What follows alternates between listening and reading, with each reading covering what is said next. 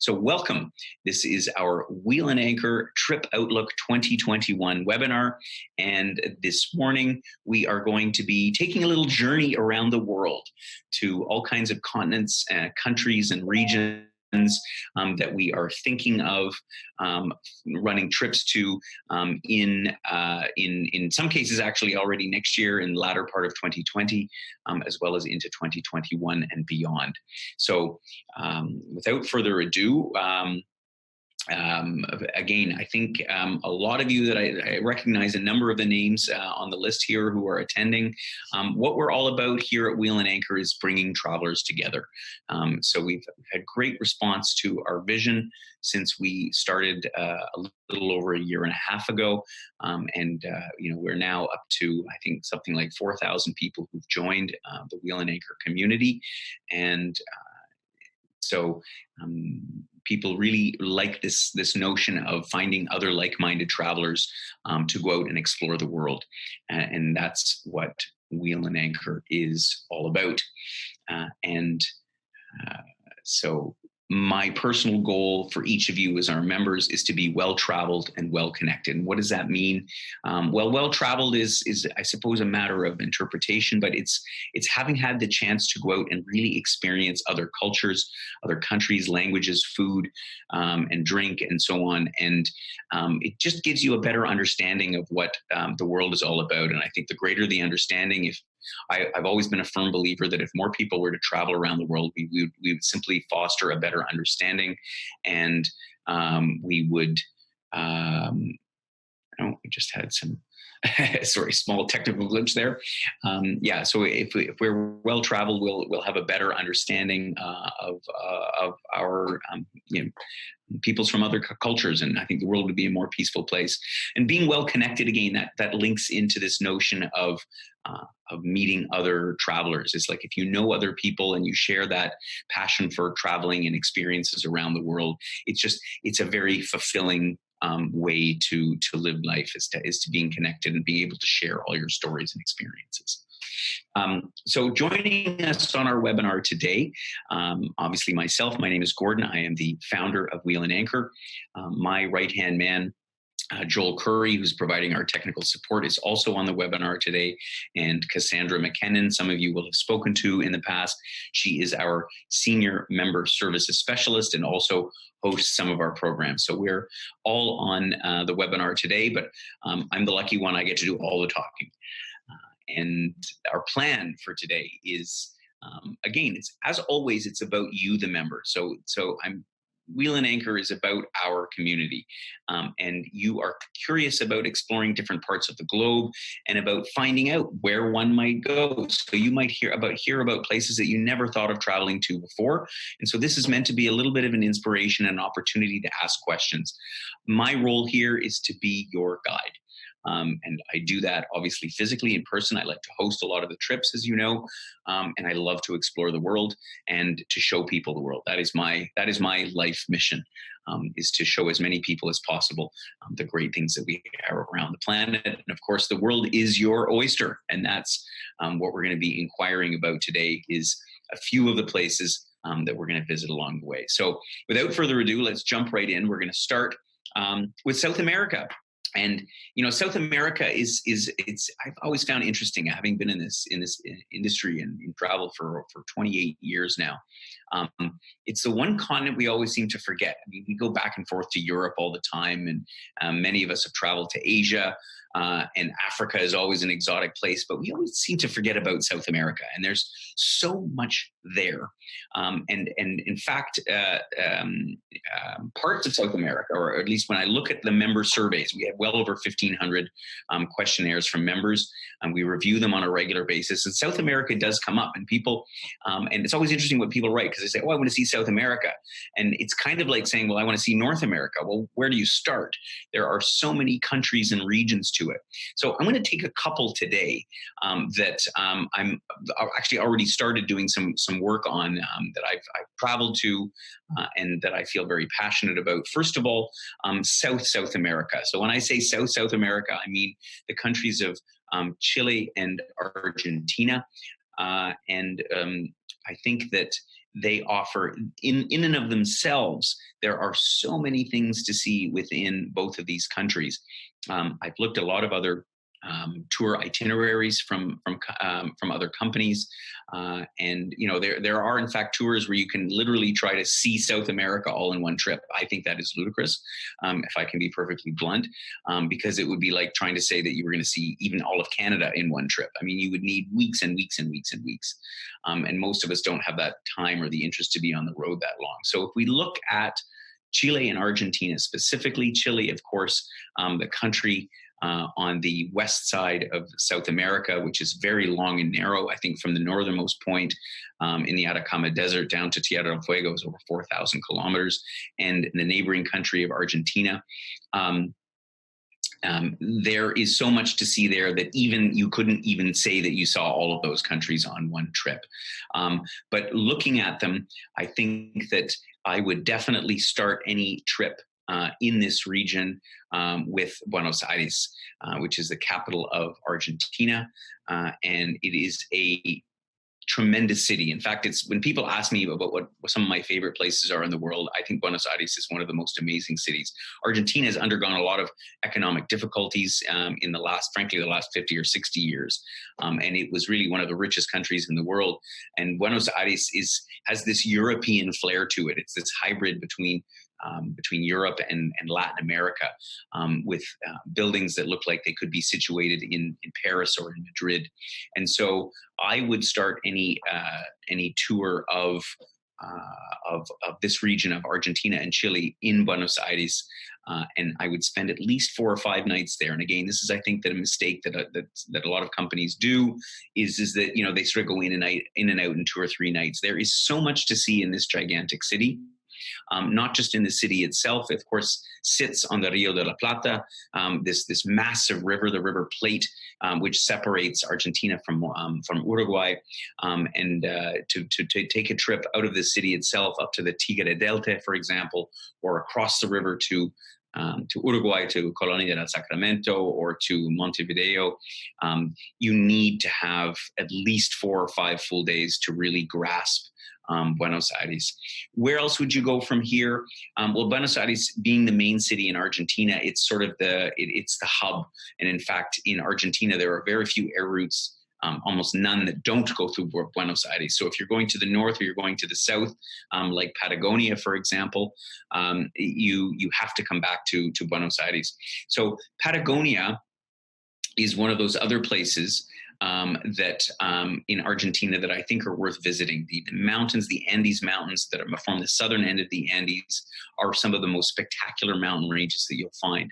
The challenge with Patagonia is that to see the best parts of it, places like the Petito Moreno Glacier and Torres del Paine National Park, they are really accessible. They are more adventurous. They're more active type trips. You really need to trek in a little bit. So I'm curious to see what members think about there. Is there an interest to do that? Because again, if you want to do Patagonia, it really does involve some amount of trekking and hiking. You can certainly fly down there, and there are places that you can go without having to do a lot of camping and trekking and so on. But the beauty of that part of Argentina in the south is when you sort of get out on foot. Looking then to the north, so if we go up to the very north part of Argentina, on the border to Brazil, actually you have Iguazu Falls. And so this for me is a must on any trip through South America, specifically southern Brazil or northern Argentina. Iguazu Falls, one of the great waterfalls in the world. I've been there a few times, and it is as far as I'm concerned, it is the most picturesque of any waterfall in the world. I've also been to Angel Falls in Venezuela, which of course is the highest in the world. Very difficult to access, and these days, unfortunately, you can't get there. But Iguazu Falls in Argentina is definitely a place that you'd go. You'd spend 2 or 3 days here at most. It's important to see the falls from the Brazilian side as well as from the Argentinian side, because it is a very different perspective. But it is definitely a part of the country that we would hit for sure on any trip in Argentina and Chile. And then the other thing that I would highly recommend on in this part of the world is Mendoza. And Mendoza is on the western part of Argentina in the foothills of the Andes Mountains. And of course, those of you who are wine fans like myself, the majority of Argentinian wines come from Mendoza.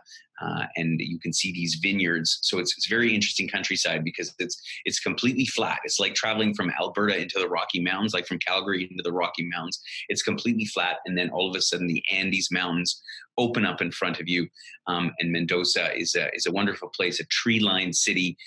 You can spend easily 3 or 4 days exploring the city itself as well as the surrounding vineyards. And Mendoza is a good starting off point to then go overland to cross the Andes Mountains by road, and then head into Santiago de Chile, which is, of course, the capital of Chile. And when you cross over those Andes Mountains, you see Aconcagua, the highest mountain in South America, which is 6,700, give or take, meters above sea level. And you actually get to see it, assuming the weather is clear, as you cross over into Chile. And Santiago is a great city as well. I'll be perfectly honest, I think it's not quite as picturesque as Buenos Aires. It doesn't have that multicultural, that European sort of influence to it.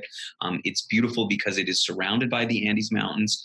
Can be very, very hot and humid if you go at the wrong time of the year, January, February, because it's in like a pot. Almost. It's surrounded by mountains so that the heat and the smog can get trapped. You can even see in this picture a little bit. Still very much worth visiting. And from Santiago, you can head to the coast, over to Valparaiso and Viña del Mar, two beautiful cities on the Pacific coast, or you can head south to the wine district of Chile, specifically Colchagua Valley or the Maipo Valley. But the other part of Chile, which for me, I think is a must do, or at the very least, we would put as an extension program, would be the Atacama Desert. Not a lot of people, interestingly, have heard about the Atacama Desert. It is the driest place in the world. It's situated very high up on a plateau, the average elevation between 3,000 and 4,000 meters. But the scenery here, this massive, massive valley and desert, which is absolutely super dry, save and except for some salt pools where the salt water has oozed up from the ground. And if you're really lucky, if you happen to hit it during the very few times that it rains, you get an incredible bloom of flowers across the Atacama Desert that they're there and then they're gone 24 hours later. So you have to fly up into Colima, which is in a mining town in the north part of Chile, to access the Atacama Desert. However, I would highly, highly recommend it.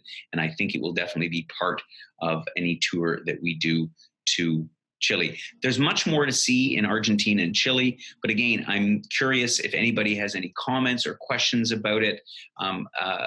These areas that I've just mentioned, I think would be the most interesting ones for a tour of Argentina and Chile, because they're some of the highlights based on my own experiences, as well as what I've heard from other members.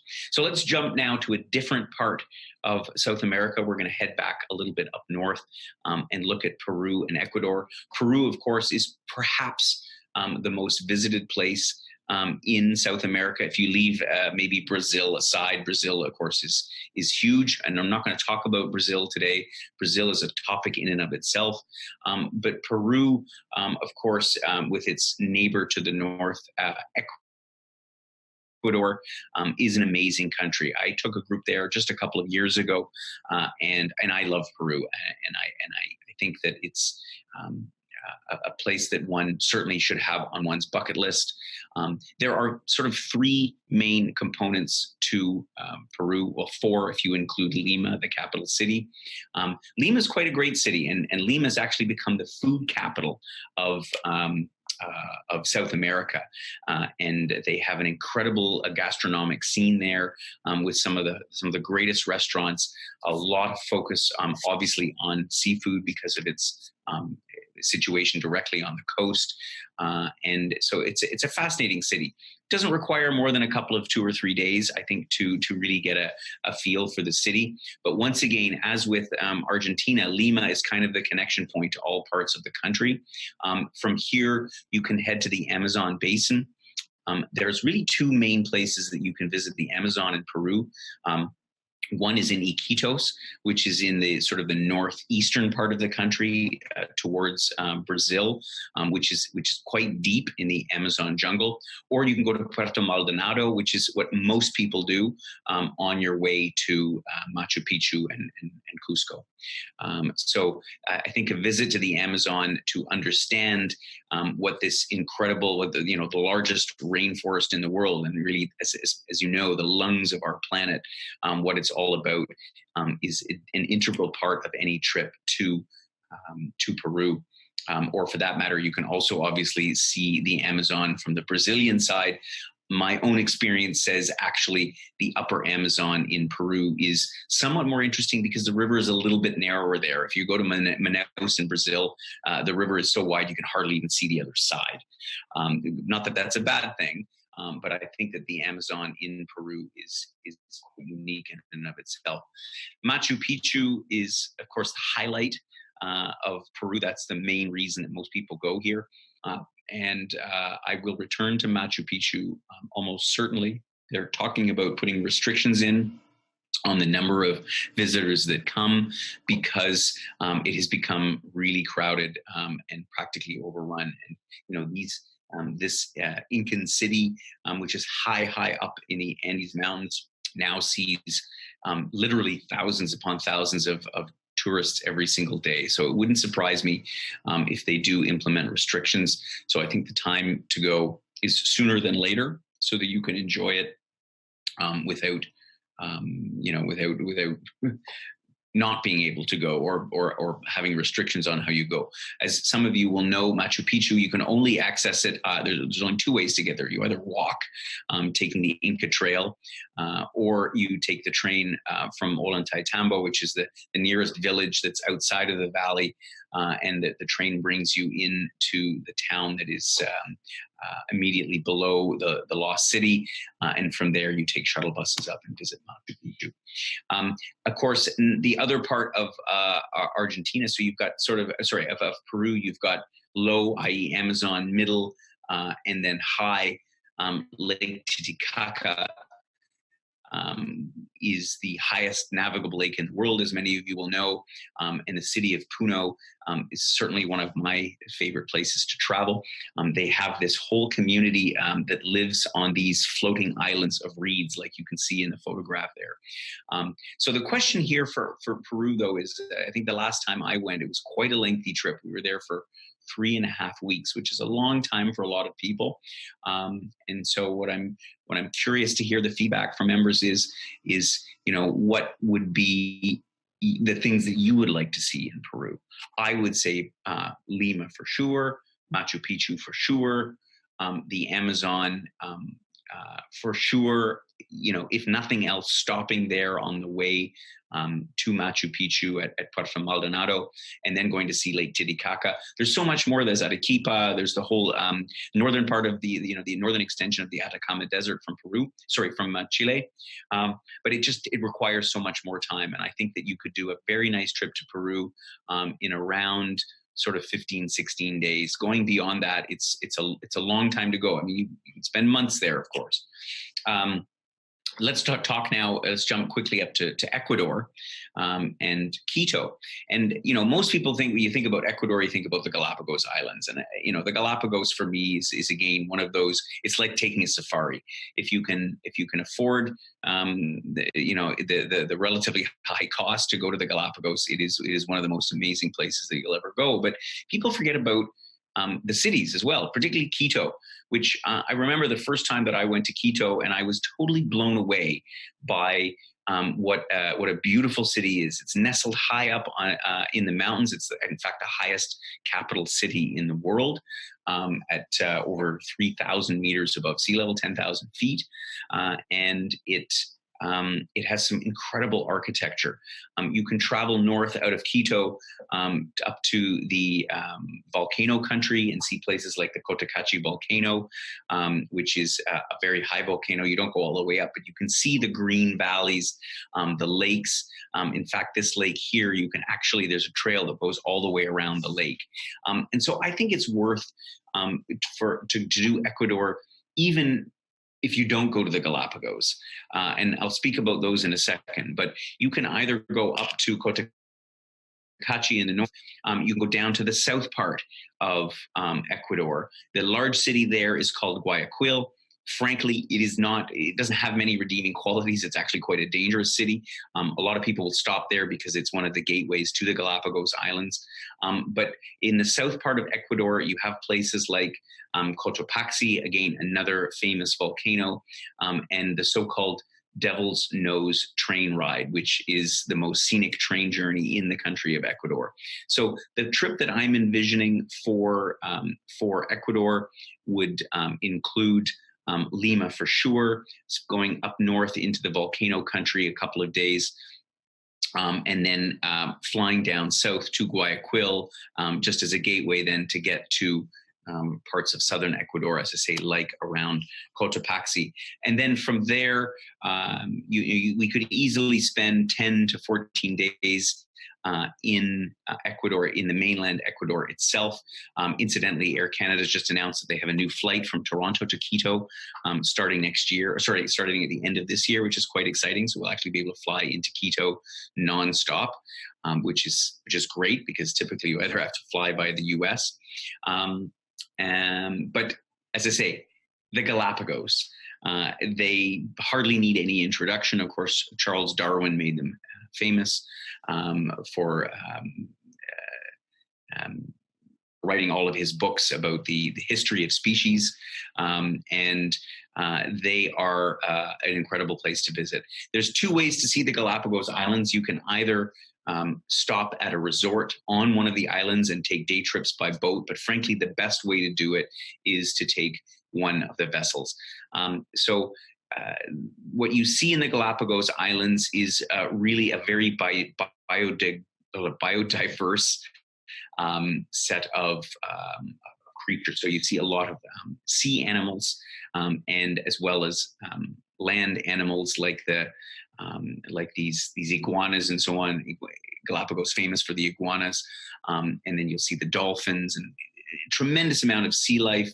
The famous tortoises that you'll see there, the giant tortoises that nearly became extinct. And the thing about the Galapagos Islands that I always say to members, because people ask me about all the time, the Galapagos Islands, generally speaking, it's about $1,000 a day to take a cruise around the Galapagos Islands. So it's an expensive destination. The reason for that is that they heavily restrict the number of people that can actually visit them. It's a national park. You go through a whole separate set of customs just to get in there. But if one can afford the price of admission, it is a safari by sea, a wonderful place to visit. Let me jump to one more country in South America, which is a little bit lesser known, or it's known, but for perhaps all the wrong reasons. And this is one that we actually created a program for in the very early days of Wheel and Anchor.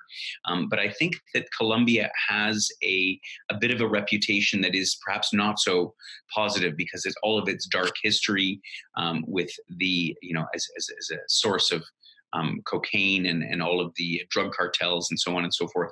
But Colombia has transformed itself in the last 10 years. And I was in Bogota, the capital, about 3 or 4 years ago. I had been there once before 15 years ago, and I was completely blown away. In fact, I thought the city was so nice, I said I could move here. And Colombia, again, they made a deal, as many people will know, with the FARC rebels. And so a peace agreement has now been in place for the last few years. And they have essentially fought back against all of these drug gangs. So it's relative peace. Bogota, as a city, is also similar to Quito, high up in the Andes. It has a very, how should we say, pleasant climate, so it never gets really hot. It never gets very cool, even though it is not. It's just off the equator, but because of the elevation, it keeps a wonderful climate. And again, stunning architecture in the city, green parks.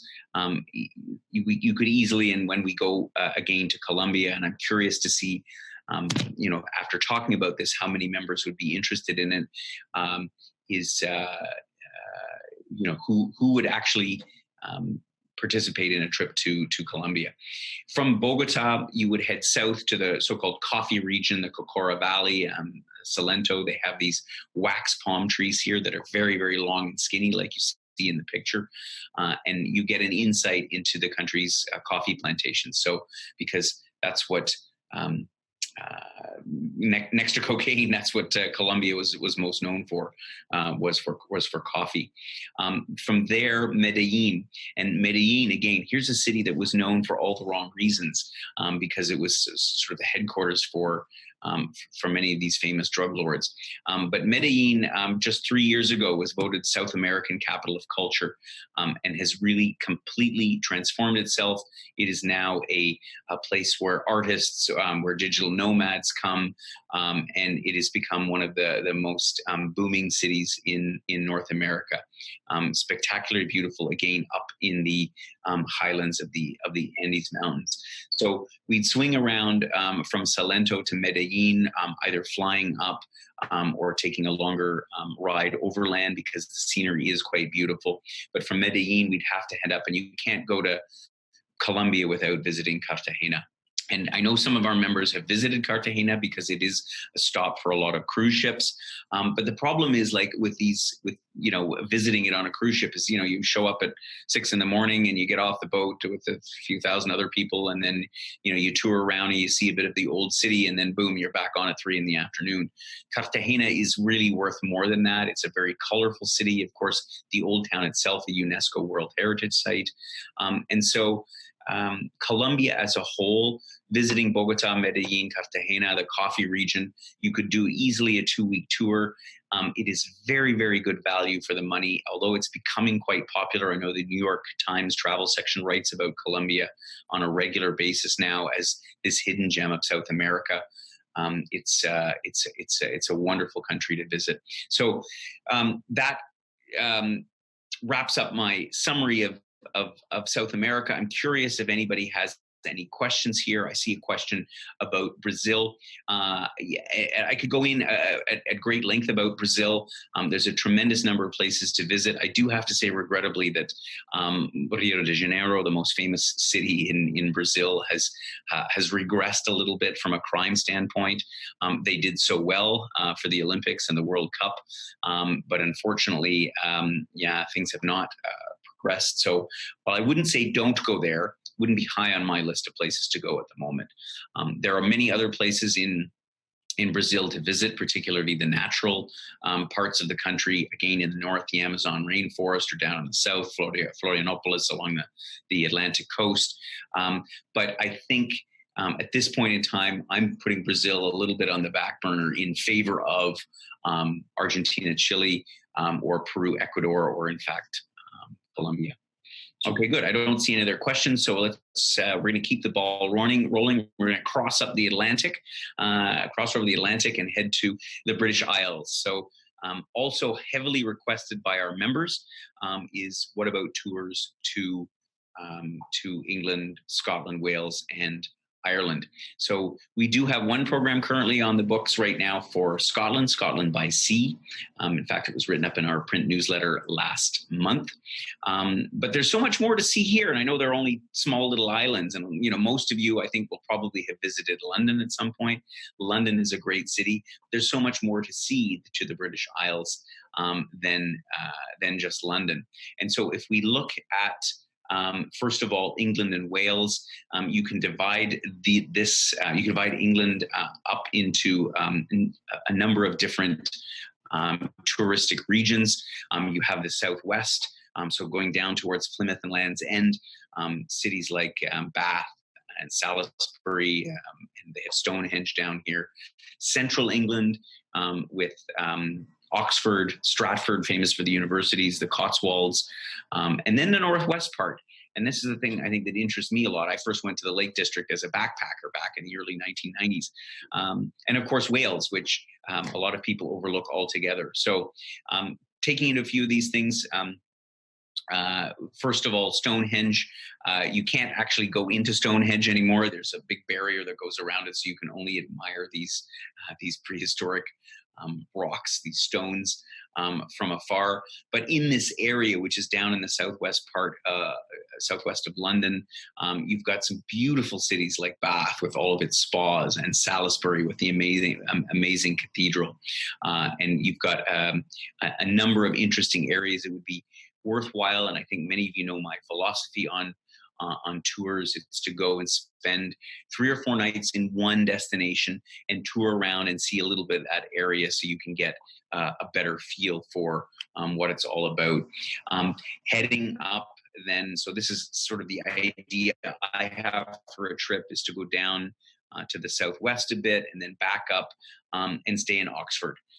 Oxford, of course, most famous for the university, but so much rich history and amazing architecture. And from there, so I'd probably spend a couple of days in and around Oxford, the countryside, the Cotswolds. That whole area is really quite a picturesque part of England that a lot of people don't see. And then I'd go up to the Lake District. So I'd head straight up to the north. And the Lake District in England is really quite unique because you have these mountains that are sort of rounded off. You get a sense of it in the picture here, similar to the Laurentians.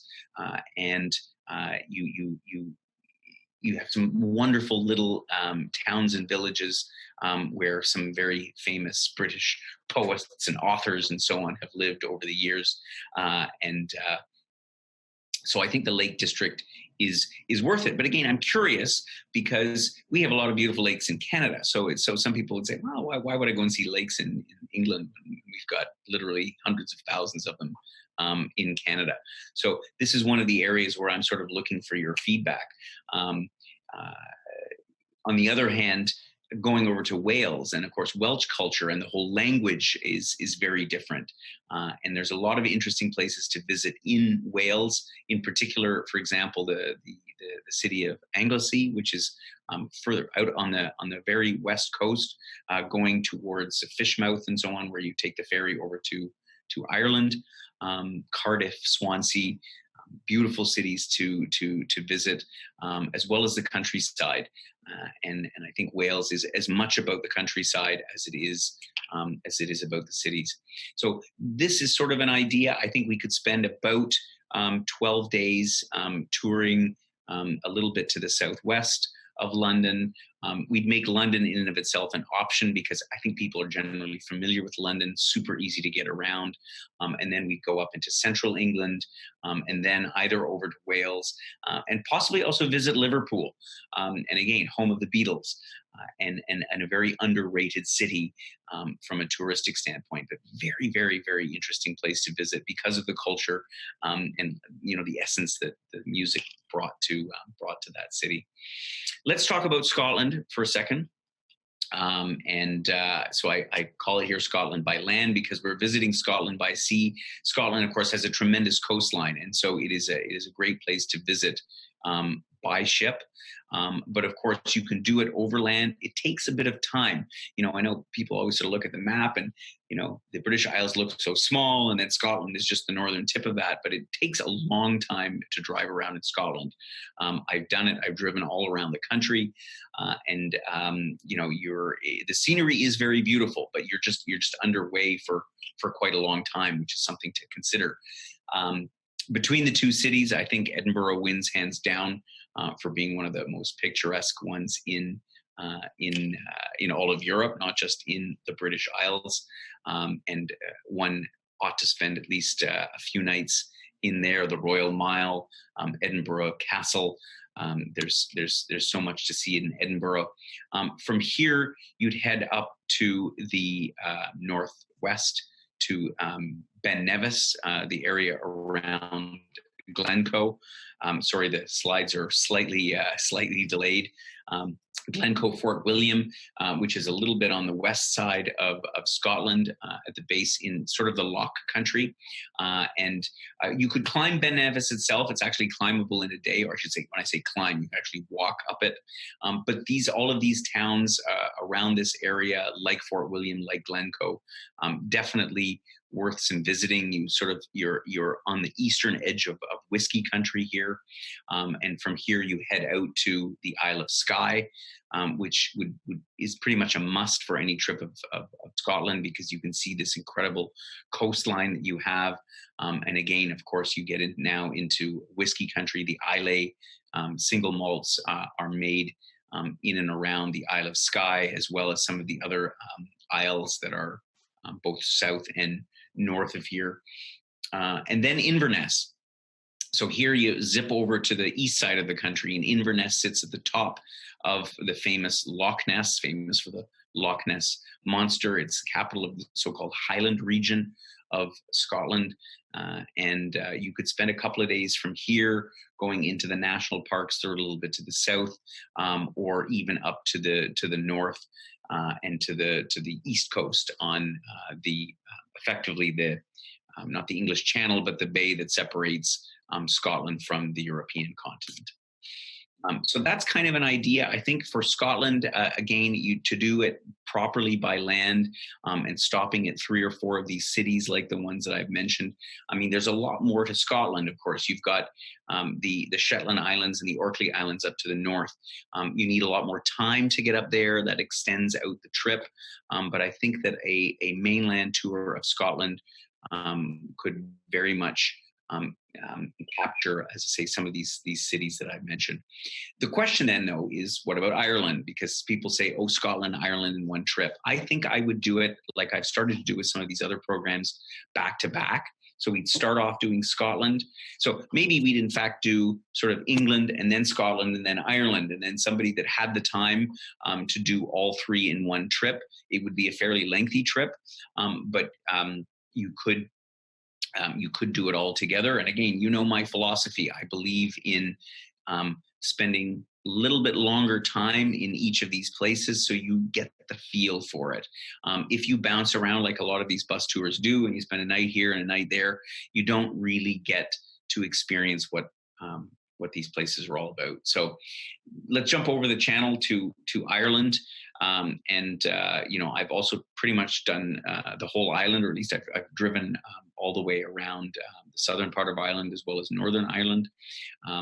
And Ireland itself is deserved of quite a bit of time. In the southern part, starting in Dublin, a great city, a fun city, and then going south through Waterford down to Cork, and then over to Killarney with the Ring of Kerry, and then up the spectacular, it is truly a spectacular western coast, Galway and the famous cliffs up there.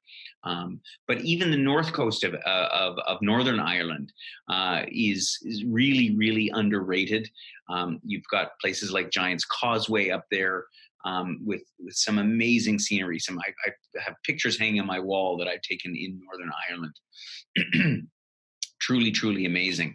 So where we would go, I just mentioned it, Belfast. The Giant's Causeway is actually about an hour and a half drive to the north, on the north coast. In fact, this might even be my picture. It's a very cool formation of these hexagonal rocks that were formed through volcanoes. And the whole north coast of Northern Ireland is just amazing scenery, and it's rolling hills, cliffs, sheep. It's really just amazing. But Belfast in and of itself, and of course, a lot of us will remember Belfast in the days of, the IRA and all of the bombings and so on that had happened. And the city has come a long, long way since then, and it's really quite a cultural icon and an exciting place to visit. Let's see what happens with Brexit. You might have to show your passport to get into Northern Ireland. Galway. They call it City of the Tribes. For me, Galway is again about the coastline and this very unique sort of Irish culture and heritage that you have. And so we'd swing around probably up to the north through Belfast, coming then down to Galway, and then heading down to Killarney and the Ring of Kerry. And the Ring of Kerry is this whole route that you take, heading out of Killarney down, visiting all these various towns and the fabled leprechauns and all the rest of this kind of stuff. Beautiful, beautiful countryside, wonderful people in Ireland, and you could easily spend again a couple of days just in Killarney, touring around the Ring of Kerry and the other areas. Question here is really about time. In the peak season, July and August, it's very, very busy with tourists coming from all over the world. But nevertheless, I think that Ireland, while the weather can be, it can be a little bit inclement, as you well know from the British Isles. They don't have the best of weather for many of the months of the year, but at the same time, you can have some luck. And even if it isn't such great weather, there's a charm to it when you have the fog rolling in off of the Atlantic Ocean. It's really quite amazing. Cork would be one of our stops as well.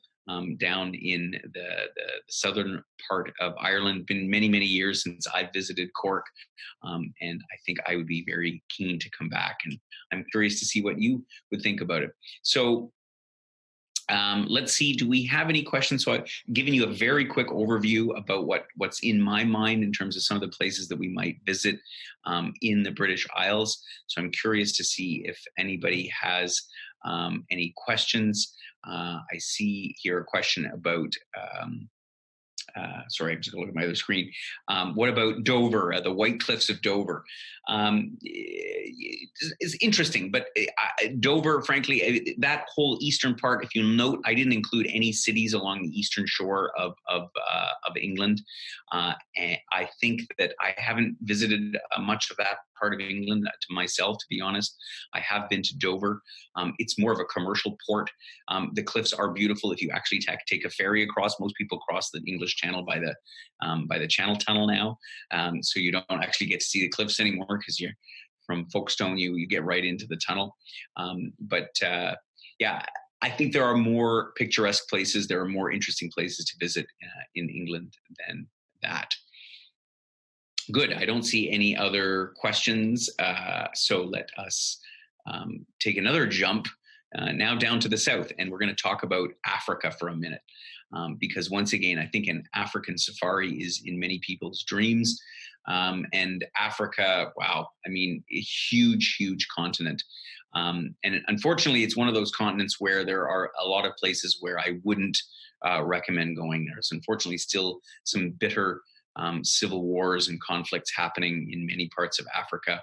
But then again, there are other places in Africa which suffered in the past and are now much more stable. Countries like Mozambique, for example, where is not in my current discussion today, but certainly one that I'm very interested in bringing visitors to, or Ethiopia for that matter. A friend of mine, someone who writes some of our articles for Wheel and Anchor, has visited Ethiopia and said it's just an unkept. It's a very well kept secret, and that one ought to visit. But we're going to talk today about the areas of Africa that are most interesting, specifically South Africa. Undoubtedly my favorite country on the continent, which is not to say that I don't like some of the other ones, but I simply love South Africa. And Cape Town in particular, you see here is the classic picture with Table Mountain. It is really the starting point for any trip in South Africa. Not so much Johannesburg, while it is somewhat interesting to visit Johannesburg, which is located, if you look at the map here, you can see our little logo on top of Pretoria, and Johannesburg is just to the south of that. But it is, frankly speaking, and I've toured Johannesburg, it's not that interesting a city. It's really all about Cape Town. I have to be perfectly blunt. One needs to spend 3 or 4 days at a minimum in Cape Town. And in addition to that, just to the north of Cape Town is the wine country. Towns like Stellenbosch and Paarl and Franschhoek. And once again, amazing countryside, rolling hills, beautiful mountains, and in the valleys in between, you have vineyards, not just with wine, but with amazing food production, olives that are produced in there. The food in South Africa, this is something, sorry, we're jumping around a bit with the slides. The food is something that is what a lot of people that haven't been to South Africa don't realize. They have incredible food. And because the South African rand has been depreciated as a result of a lot of their economic challenges, it's very inexpensive. So you get first class cuisine at prices that are basically half of what you would pay here. So once again, a brilliant picture of Cape Town with Table Mountain. We couldn't go to South Africa without going on safari, and for most people that means Kruger National Park. And Kruger, of course, in the very western part of the country, it actually sits on the border to Mozambique, is the most famous safari reserve in the country, where you have a good chance to see the big five. But frankly speaking, what I would do is I might stay in Kruger National Park itself, but there are a number of private game reserves just outside the park. And these reserves that, are 10, 15, 20,000 hectares of land, you have, first of all, a little bit more exclusive experience because they're not open to the public. They are private. They don't have fences per se. They do have fences, but they're not fenced off. The animals are free to roam around. But my experience has been, and I've been in Kruger and I've been in a number of these private reserves, that they often are the way to go because you just have a different level of hospitality in the lodges. And you also have excellent guides that they know their own reserve. So they know where you have a higher likelihood to find the animals. You come to South Africa to see the animals. Beyond that as well, I think that I would like to, and I have not explored this part of South Africa, is to do the garden route.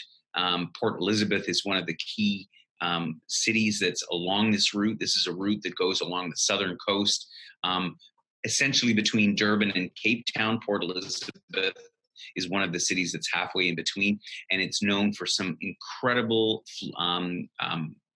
flora. So amazing gardens and plant life that you see as you make your way up the coast, and then venture through this area by land, because it is quite a long drive. Again, South Africa doesn't look that big on the map, but the distances are true. The Drakensberg are sort of northwest of Durban.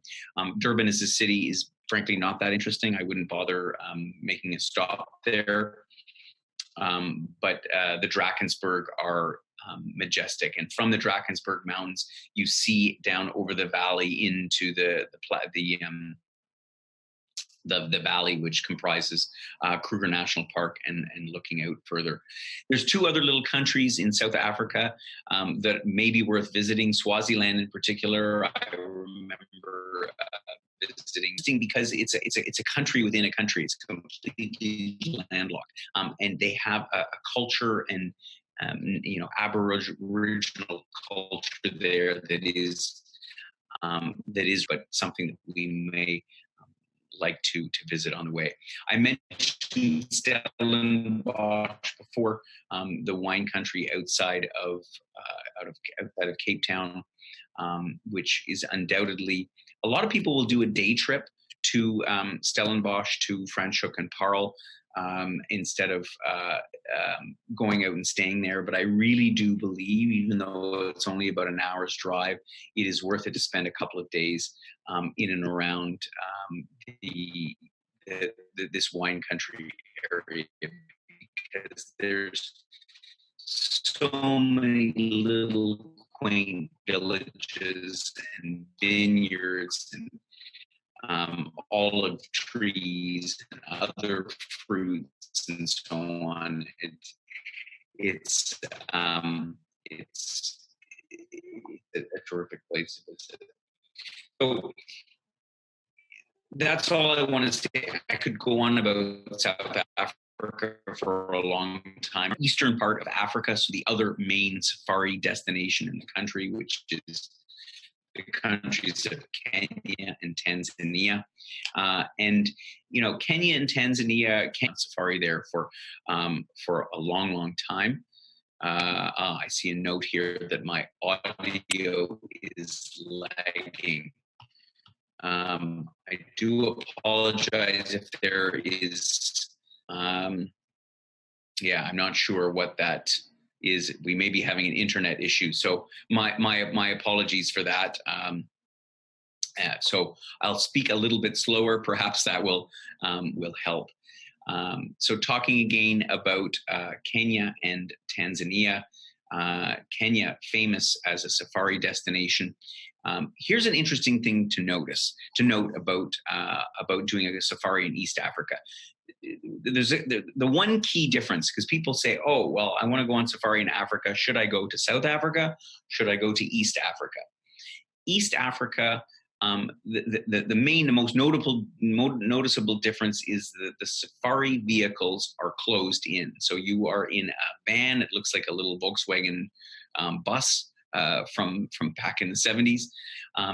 And there's a roof that pops open and you stick your head out. In South Africa, the vehicles are open. So you're completely open, which feels a little bit strange because, you got lions right in front of you and you are in, basically a convertible, an open topped Jeep. But that's how it works there. I'm not sure. I've never actually understood why it is that way, but that is the most obvious difference other than the landscape itself. Amboseli National Park, which is in the south part of Kenya, is a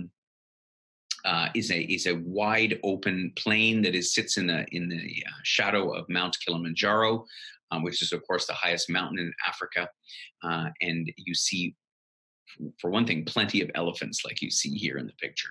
So I typically would start a tour of East Africa in Nairobi.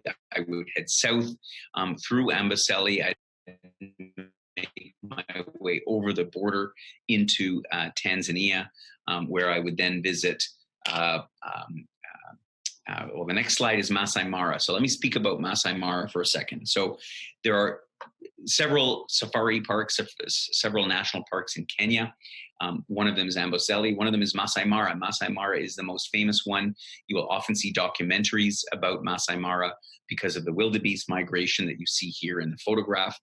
But Masai Mara, the one thing that you have to note about Masai Mara is that it is about a quarter of the size of Serengeti, which is it's all one big area, but the Serengeti is in Tanzania and Masai Mara is in Kenya.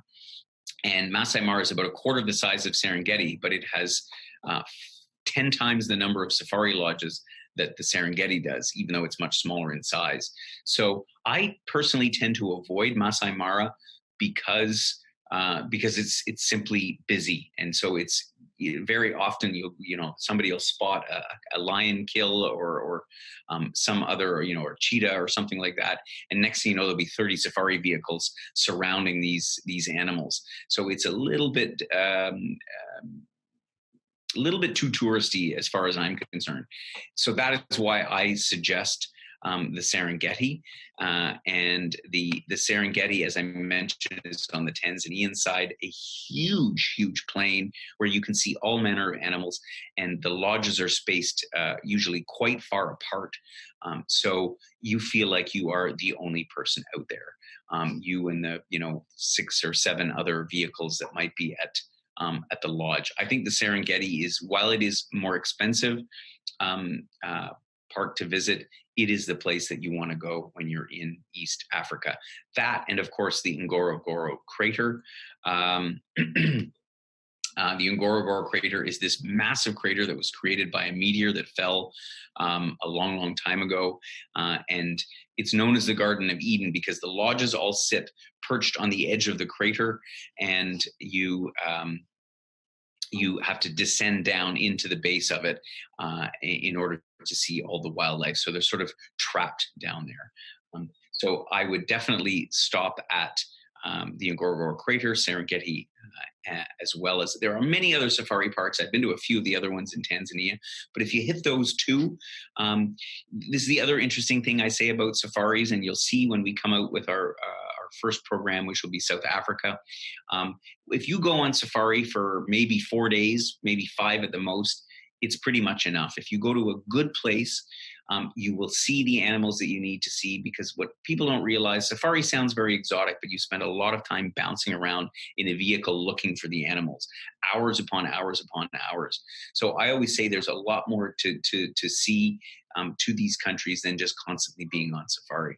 So for the last part of our trip in East Africa, Zanzibar. And Zanzibar, again, a long history because it was a sultanate of Oman. So it is occupied by an Islamic and Muslim population, and has incredible architecture in the city. Stone Town is the principal city, and the most beautiful beaches and turquoise blue water than I think you'll find anywhere. So it's a great way to wrap up a trip through South Africa. Well, I notice we're already 55 minutes in. We've got a lot of ground to cover.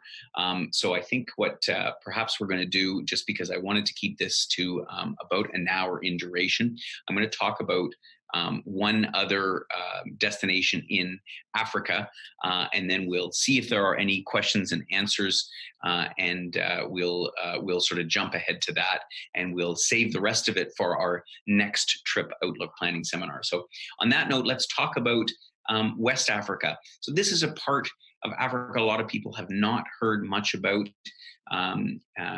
Morocco, yes, but the Gambia and Senegal. And I'm very interested to get feedback from our members on these countries.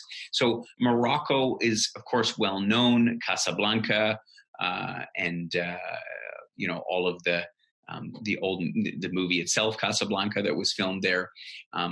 I think Morocco is a fabulous place, in particular Marrakesh, which is a city that is in between the coastal plain and the Atlas Mountains.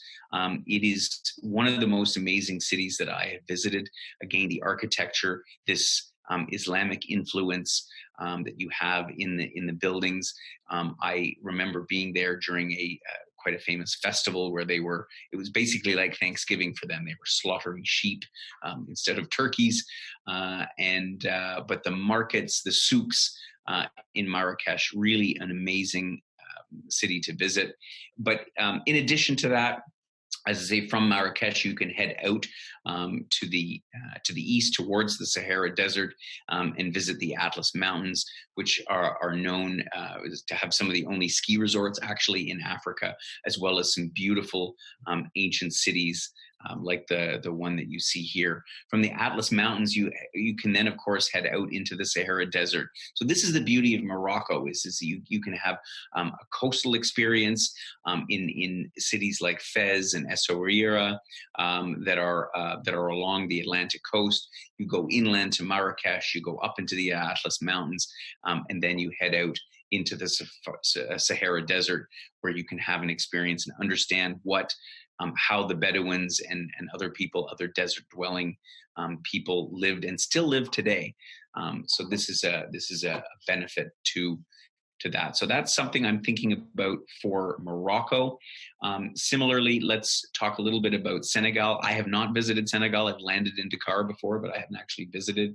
But again, one of my close colleagues recently returned from touring around this part and was quite taken by Senegal and Dakar in particular. And of course, it's formerly a French colony, so you'll notice very much the French influence here. And Dakar is a city that I think is worth the cultural aspect of it. A very vibrant city, a lot of economic activity happening here. So you see a more sort of a wealthy part of the northern part of Africa. Then I would go south to Banjul, which is the capital city of the Gambia. And Banjul is interesting, again, a coastal town with beautiful sea views, but it's the gateway to the Saloon River. It sits actually on the Saloon River Delta. And the Saloon River is an amazing river that goes right up the Gambia. And the Gambia, as you may know, if you caught it on our first picture with the map, is a very, very long and narrow country. It's basically the river is what the Gambia consists of. So you get, you can travel down this river, and one of the companies that we work with has a yacht, a 40-passenger vessel that for a couple of months a year goes up the Saloon River, where you can see African wildlife, not like the big cats and so on that you see down in South Africa and East Africa, but you see a lot of other of the smaller primates and so on. So I think that, I'd be curious to see what members say about West Africa in particular. Senegal and the Gambia. There's many other regions down there. So on that note, I'd love to hear some questions about Western Africa. I see the first one here. Is it safe? These countries are actually quite stable and safe. Now, would I walk around Banjul or Dakar late at night on my own? No, but there's parts of Toronto I wouldn't do that in these days either. So it's they're certainly safe enough to travel in. Tourism has been growing consistently there over the years. They're just not as well known to us here in North America, which is not to say that they aren't. I think worth visiting, particularly if you can do a unique trip, as I say, by boat, going on like the Saloon River. Another question about, is it air travel or overland between countries in West Africa? It is, generally speaking, for the longer distances, it's air travel. In the case of the program that I'm thinking of doing from Dakar, we can actually travel by boat. So we travel along the Atlantic coast down to Banjul and then all the way up the river delta. So we begin and end in Dakar, and we do the whole thing by boat. Otherwise, I would say for the most part, the distances are quite large. So if you and I'm looking at a few of the other countries around that part of West Africa. Ghana is another one that is quite interesting to visit. But you would have to travel by air. First of all, from a safety standpoint, I wouldn't travel overland. And second of all, the distance is just a little bit too great. Good. Then let us jump ahead. I say there was other ground that I had wanted to cover, but I think that we are running a little bit out of time, and I think we're gonna carry on and do the other destinations that I had wanted to talk about in another webinar, since we're now just over an hour. But I'd very much like to hear from you if you have any questions at all about the programs that I've talked about today. So we've talked about South America, we've talked about the British Isles, we've talked about Africa, and there's lots more. We're going to have another session on Southeast Asia, where I'm going to go explore a little bit about Cambodia and Laos and Vietnam and Thailand, as well as Indonesia, Bali, and so on. And I also want to do a session a little bit about Canada. So please let me know if you have any questions. And of course, you're welcome to email me at any time and with your questions. And yeah, so I don't see any questions here now. So I think that must mean that you've gotten the information that you came for. So we will announce our next Trip Outlook webinar very soon in our webinar, probably on Saturday. I will let you know the date, and I'd love to have you back. And again, I'd love to hear very much what you thought about some of these programs that we're planning for. Yeah, and on that note, thank you again for coming out from all across Canada for our webinar this morning. It's been a pleasure to have you, and I look forward to meeting those of you on the East Coast soon in the next 10 days as I'm out there, and I'll be back out to the West Coast, and of course, announcing a number of events in in Ontario. So thank you again for joining me this morning, and I look forward to catching up to you on our next webinar. Have a great day.